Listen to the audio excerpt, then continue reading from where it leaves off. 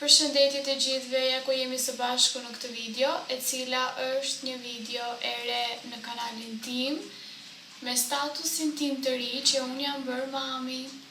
Në fakt, unë jam bërë mami para një muaj, në fakt nesër i mbush një muaj për të gjithë ju që jeni të ri në kanalin tim dhe ende nuk e dini, por për të gjithë ju ndjekësit e vjetër, e dini këtë gjë dhe për gjithë ata që më ndjekin në Instagram, sepse në Instagram postoj më shpesh, ndaj në YouTube nuk kam pasur mundësi ta ndaj me ju.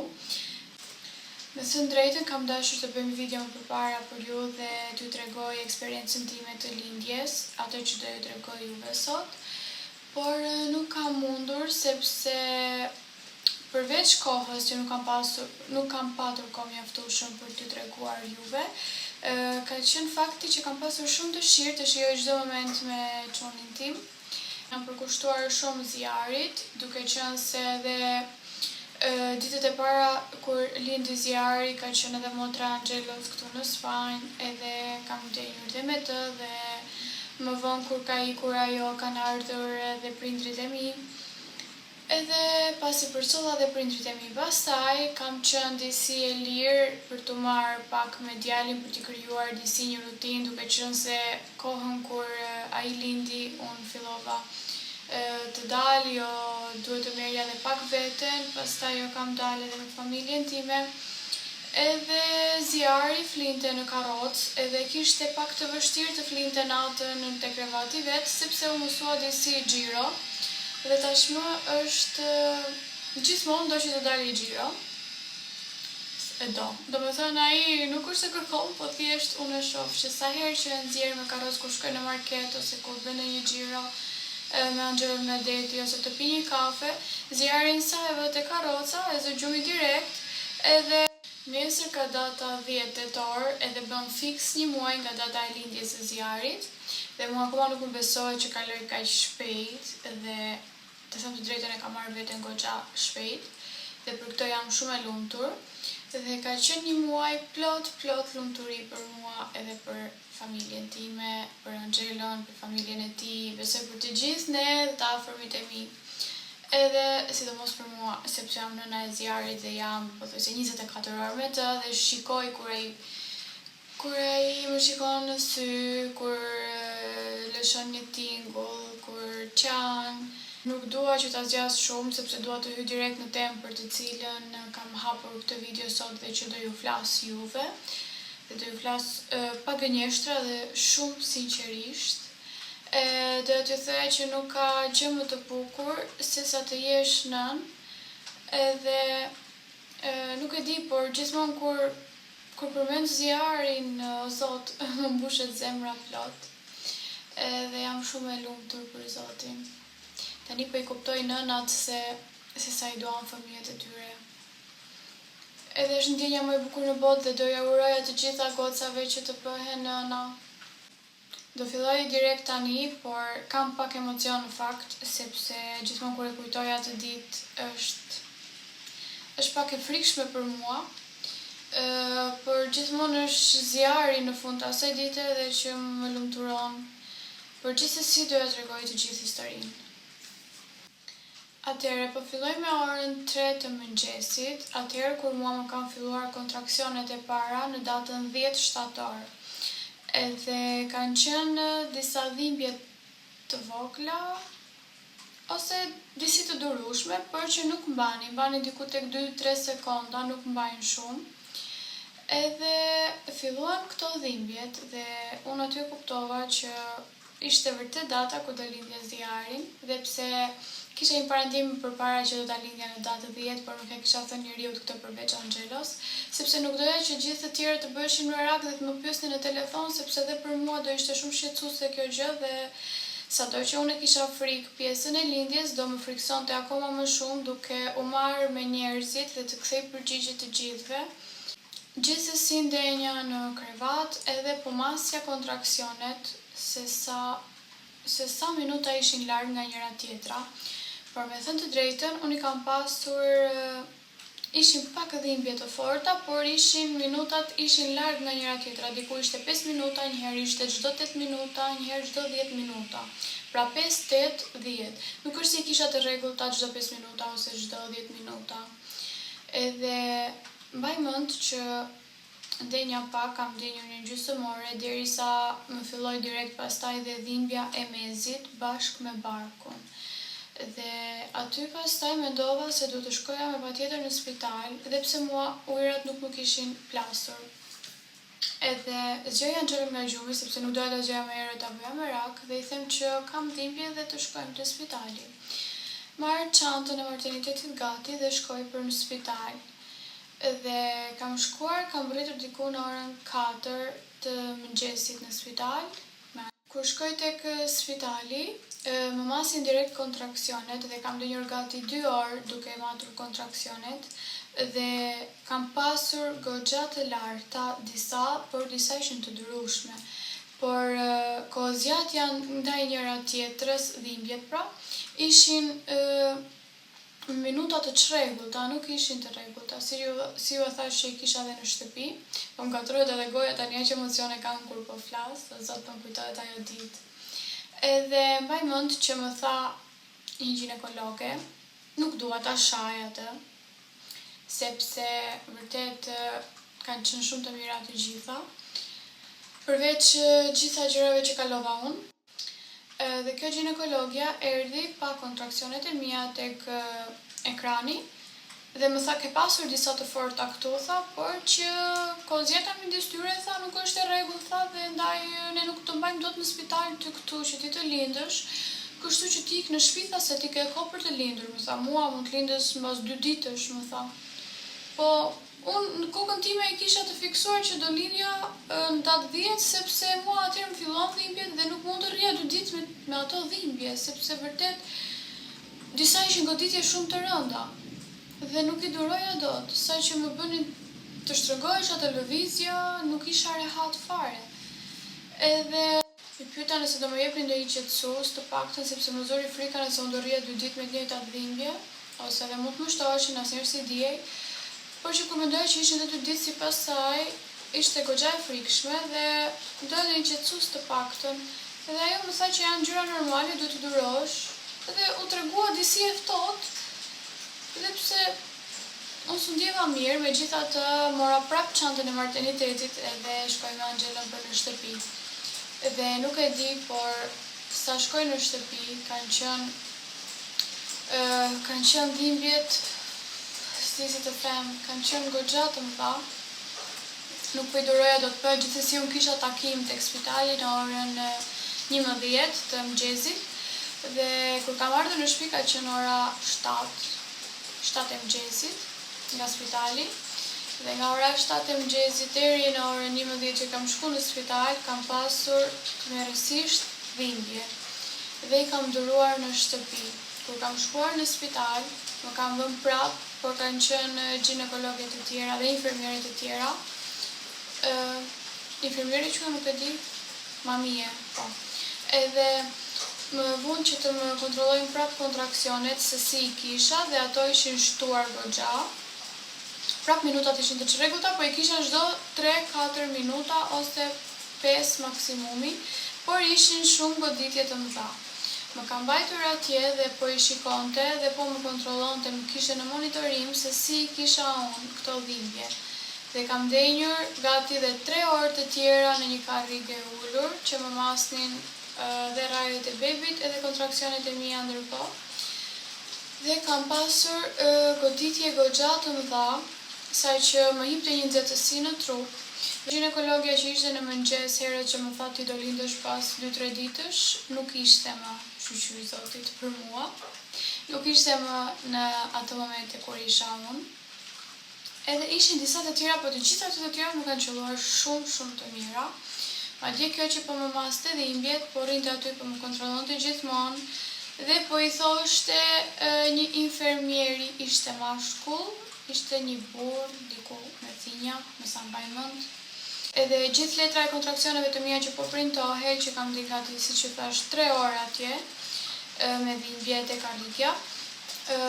Ja jep kjo mamie ja jep atij doktorit dhe flet me ta. Edhe ai thotë që gocën do ta mbajmë te spitali sepse goca do lind sot, sepse dhimbjet po vazhdojnë të shtohen. Kur vjen kjo mamia dhe thot që ti do lindësh sot, thot, përgjithsesi do të bëjmë një kontroll të mitrës, nëse unë isha zgjeruar apo jo, dhe pasi shkoj të bëj kontrollin e mitrës, unë isha hapur 5 cm. Pra 5 cm kam duruar këto dhimbje. Gjë që ju e dini që një femër do të hapet 10 cm që të lind baby. Edhe unë e kisha bërë në plan që do lindja vetë dhe nuk doja as epidural, as të hyja në operacion sepse kisha goxha frikë dhe po mendoja ta lindja vetë sepse pasi më bën dhe kontrollin e mitrës, aty më thanë që duhet të vesh fustanin për të lindur dhe të shkoj tek salla dhe të pres atje derisa të vijë momenti dhe aty ishte një moment që me thënë drejtë mezi po e prisja që të shkoj atje dhe ku të lindje zjarin sa më shpejt sepse mendoja se gjithçka do mbaronte me këto dhimbje, thjesht do shtoheshin edhe pak, edhe të parë do ishin të durueshme sipas meje dhe ku të merrja zjarin pastaj në krah, sigurisht do harroj gjithçka. Këto po mendoja unë atë moment. Përgjithsesi, hy atje tek salla me Angelon sigurisht sepse i ka ndonjë 24 orë pranë meje, sepse këtu lejohet që bashkëshorti duhet të rrijë afër teje. Edhe të rri me ty, kështu që unë kam pasur Angelon 24 orë dhe i ka qenë ndihma ime më e madhe në ato momente. Dhe disi forca ime sepse nuk e di as vetë si e kam përballuar. Por falenderoj Zotin që jemi mirë të dy. Pra si që thash, mua nuk më plasën ujrat, edhe mamia më pyeti nëse donte që t'i çante ajo, edhe të përshpejtoni procesin e lindjes, apo do prisja derisa të dilnin vetë. Dhe sigurisht që unë doja që të mbaroja punën sa më shpejt, sepse normal nuk mund të duroja dhimbjet dhe të prisja kur ujrat të dilnin vetë, dhe i thash që t'mi çante ajo ujrat. Dhe pyeta nëse do kisha shumë dhimbje dhe më tha jo. Pra më gënjeu. Por që sigurisht që do thoshte jo, se do thoshte po ajo dhe unë të rrija aty gjithë ditën dhe natën në spital s'di se sa ditë.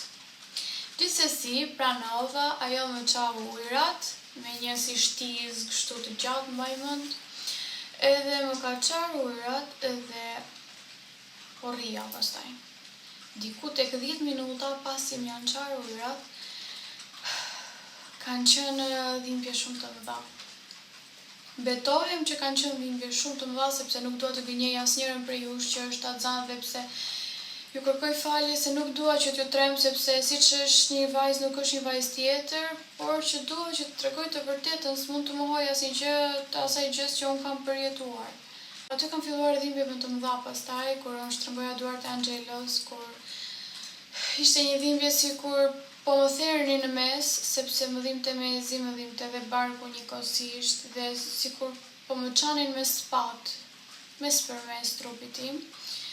Edhe ka qenë dhimbje shumë e tmerrshme, nuk e përshkruaj dot.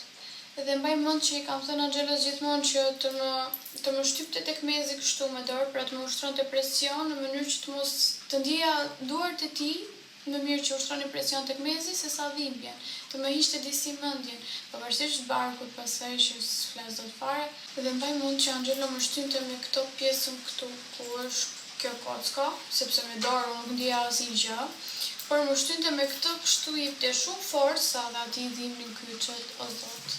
I kërkoj falje të kjo video dhe pse i kërkova edhe atje jo, normale, po pasi linda i kërkova falje. Nejse, edhe Angelo në fakt nuk ka shtyr për orë të tëra, vetëm më shtynte. Dhe unë që mbahesha fort tek ato ansorit e krevatit kështu, dhe vetëm Angelo që shtynte, dhe unë vërtisja kam qenë e vetmja, por e vetmja që po vërtisja në të gjithë spitalin më besoni. Por mi që s'me kuptohen të njëri se që thoja, sepse ata nuk din shqip, janë spanjoll, edhe nuk din se që thoja unë, por nuk kam sharë, kjo është e sigur. Veç i thosha të lutem më shpëtoni, të lutem më nxirrni djalin, më ndihmoni. Aty vendosa pastaj që të bëj epiduralin dhe të më lehtëson të këto dhimbjet dhe të lindja rehat sipas mendjes time. I kërkova mamijeve që të bëja epiduralin dhe të vinte anestezisti. por pati një problem dhe kjo ishte fati im më i keq në ato momente, ku në datën 3 shtator, sepse po rikthehem pak mbrapa prap, në datën 3 shtator unë kam pasur takim me anestezistin, ku duhet të shkoja dhe të firmosja nëse unë doja të bëja epiduralin gjatë lindjes time apo jo. Duke qenë se unë kisha vendosur që nuk do ta bëja epiduralin, ose thash nëse unë e dua epiduralin ta bëj, e vendos në moment, thash s'kam pse hedh firmën kot para kohe dhe pastaj nuk e di se çfarë do të them më vonë. Dhe unë nuk shkova fare te ky takimi. Por këtu funksionon me takim për epiduralin, sepse duke qenë në sallën e lindjes janë goca të ndryshme dhe shkon sipas takimeve që ka ai, që kush ka gocë ka firmosur të shkojë dhe ato kanë përparësi sipas tij, sepse kanë bërë me takim. Dhe për fatin tim të keq, spitali kishte një anestezist, edhe ai ishte i zënë me gocat e tjera që ishin në proces lindje dhe donin të bënin epiduralin dhe që kishin firmosur, po në atë datë ku kisha dhe unë takimin, që unë nuk vajta. Dhe fati im i keq ishte që anestezisti është vonuar shumë. Dhe unë mu desh të duroja të gjitha dhimbjet derisa mitra ime është hapur 9 cm. Pra për 1 cm unë lindja. Edhe në momentin e fundit, e di që i kam duruar të gjitha dhimbjet dhe kanë zgjatur shumë, kam zgjatur deri në orën 7 të darkës, po. Atëherë ka ardhur anestezisti dhe më ka bërë epiduralin.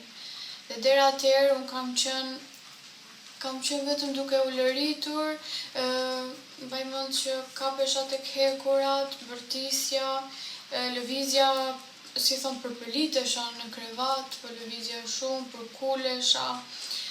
Mamiet vinin më shikonin dhe s'më bënin dot asnjë gjë. Edhe në momentin e fundit pastaj ka ardhur për të më bërë epiduralin. Dhe mbaj mend që ka thënë që goca nuk do të lëvizë se më pa që po lëvizja shumë nga dhimbjet dhe vërtisja.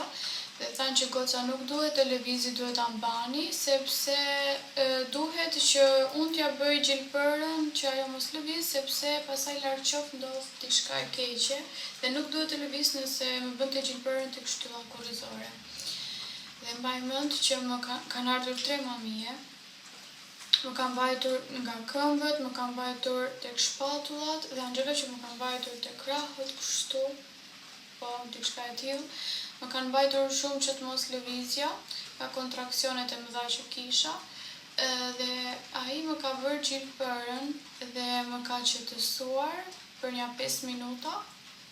Më ka qetësuar goxha ajo gjilpëra dhe thash se gjithçka mbaroi aty dhe u letësova dhe po thosha pse se kam bërë më përpara, sa gabim kam bërë. E di që nuk e kam dashur epiduralin për efektet e tjera anësore që mund të ketë me vitet më vonë në shtyllën kurrizore, në mes, siç kam dëgjuar, por nuk e di, uroj të mos kem shqetësime të tjera më vonë, por në momentin e lindjes epidurali të shpëton.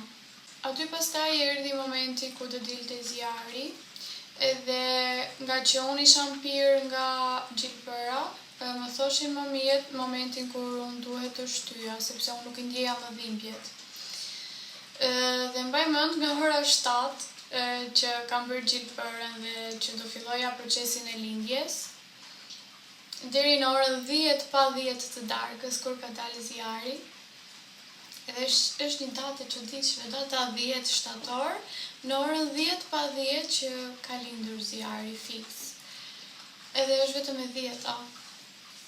Edhe mbaj mend që 3 orë unë kam qenë duke shtyr. Edhe aty prap ka qenë një tmerr tjetër për mua. Dhe pse ikën dhimbjet e kontraksioneve, ishte dhimbja dhe procesi i shtyrjes që ishte tmerr prap.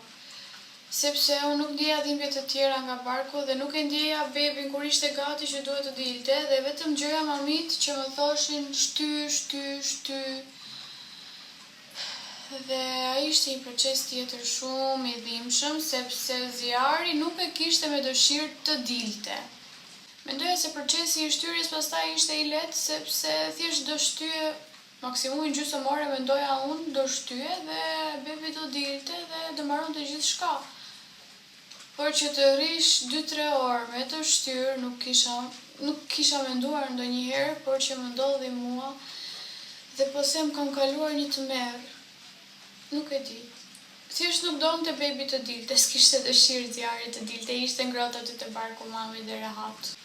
Nuk e di a është dhimbje apo presion, por më shumë ishte si presion sepse koka e bebit rrinte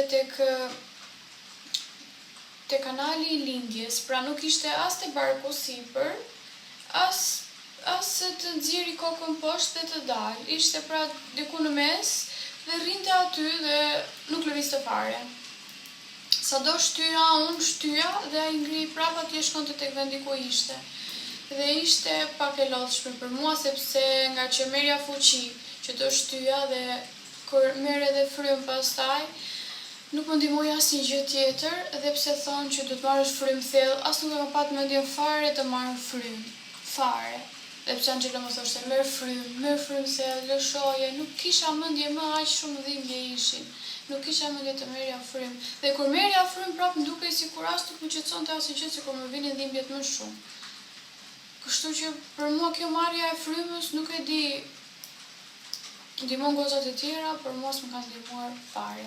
Kur kam shtyrë në moment të fundit që ka dalë zjarri, ka dalë pjesën e syve dhe balli dhe sipër, sepse ato nuk e prekin kokën e çunit dhe ta tërheqin ose tek qafa, nuk e di se kam parë disa video, kështu që të tërheqin, por këto mamiet këtu në Spanjë, tek lindja që e bëra unë, nuk e prekën fare djalin derisa doli gjithë me shtyrjen që bëra unë, nuk e prekën fare çonin. Dhe mbaj mend kur ka dalë zjarri, ka dalë pjesa këtu dhe lëshoj një tingull kështu të vogël si të qare, edhe aty pasaj kuptova që doli, sepse ato ishin tërkohën që më thoshin mua edhe pak edhe doli. Sa që I thash njëherë edhe pak keni 2 orë që po më thoni, I thash vdiqja këtu. Pasaj kur dëgjova zërin e zjarrit, pasaj thash, okay, mbaroj edhe për shtypër herë të fundit thash fort fare dhe të dali. Edhe kam shtyrë dhe ka dalë zjarri dhe si që morë kështu direkt më kanë hedhur këtu. Por unë I shifja vetëm pjesën e kokës nga sipër kështu si isha, I shifja kokën, ballin, mundën, nuk ja shifja fytyrën kështu përballë siç ju kam juve tani. Nuk ja shifja dot sepse ma hodhën ashtu. Edhe ka qenë momenti më I bukur I jetës time që nuk do ta harroj kurrë, saqë fillova të mos të harroj çdo gjë, çdo dhimbje, çdo presion, çdo gjë që kisha në kokën time. Dhe pastaj po e mbaja aty duke përqafuar dhe vetëm I flisja, nuk po shohva një sekond duke I folur. Dhe harrova gjithçka se çfarë po bënin mamiet pastaj, por ato ishin duke më bërë një gjilpër tjetër, sepse kisha dhimbje të qepjeve të mitrës, sepse më duhej që të më qepnin, edhe unë ndjeja dhimbjet prap dhe pse isha me epidural, dhe më kanë bërë një gjilpër tjetër pastaj që të mos duroja dhimbjet dhe të mpihesha. Dhe ndërkohë që ato vazhdonin me qepje, unë harrova çdo gjë pastaj, nuk e kisha më mendjen atje dhe po rrija me zjarrin. Edhe thjesht e mbulova me krahët e mi, edhe ato që më dhanë një mbulesë që të japin ato në moment, edhe kanë ndenjur me mua gati 1 orë, nuk më kanë hequr fare nga aty. Pastaj e kanë marrë që e fshin pak, e peshuan edhe I bën matjet, e nuk e di çfarë I bën më pastaj, sepse isha pak e lodhur. Dhe nga shtyrjet plus isha dhe pa ngrënë gjithë ditën, pa ujë, dhe nuk kam pasur fuqi fare, kam qenë shumë e lodhur, por kur pash atë pastaj më iku çdo ndjesi tjetër që kisha. Dhe një tjetër moment I bukur, që s'kam për të harruar kurrë, ka qenë momenti kur ka dalë zjarri, dhe Angela që ishte dhe koka ime duke më shtrënguar duart, nuk shkoi që të shofi djalin edhe ta preki, ose veç erdhi më puthte mua te balli dhe më përkëdhelte flokët. Pra ishte duke u marrë akoma me mua, dhe nuk u morë me djalin ato momente, sepse vërtet ka qenë një moment që më ka prekur shumë, se tani kam syt pak me lot.